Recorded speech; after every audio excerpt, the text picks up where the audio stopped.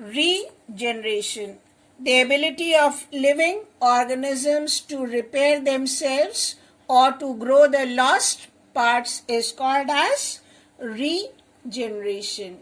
There are some regenerative cells present in the body and which help in restoration of the lost parts of the plant.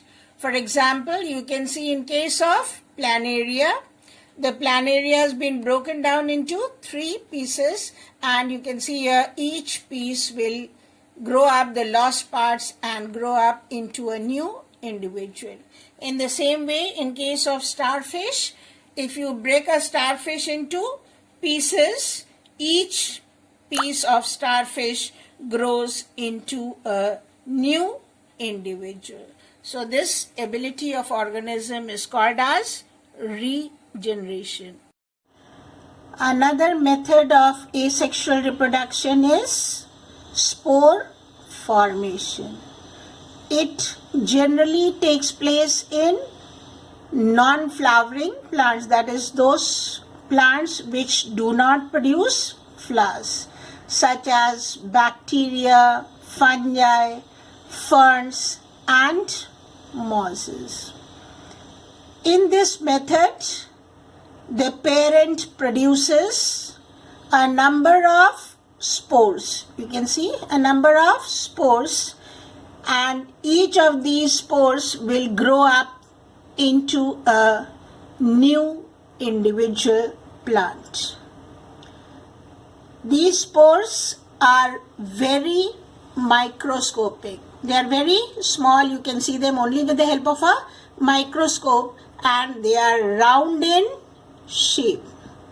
They have a thick covering wall around them, and this thick wall protects them from adverse conditions. That is, they do not die and can survive in unfavorable or adverse conditions.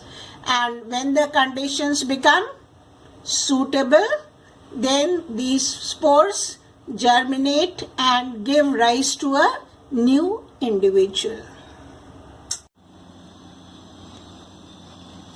Here you can see this is a fern plant. There are various types of ferns. This is one type of fern which you can see. During reproductive period, if we look at the back of the leaves, you will find a lot of, you can see here,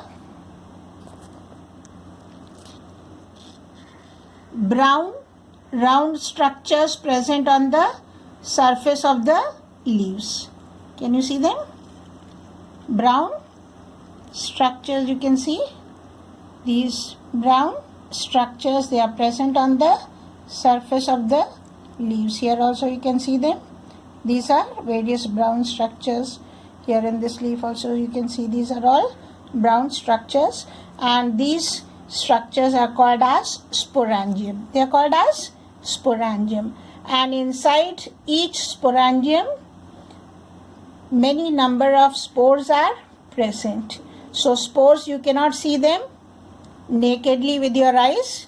You can see them only under a microscope, and these inside the sporangium spores are present, and when the conditions become favorable, then what will happen? The sporangium will burst, and the spores which are present in this sporangium will come out, and they will fall down on the ground and give rise to a new plant.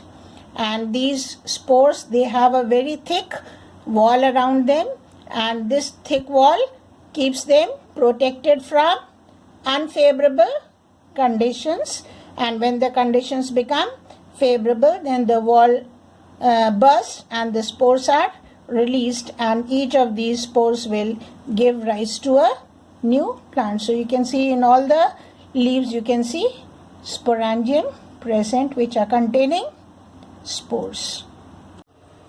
So here you can more clearly see the sporangium. Each of them are sporangium, and inside each sporangium spores are present which will give rise to a new plant.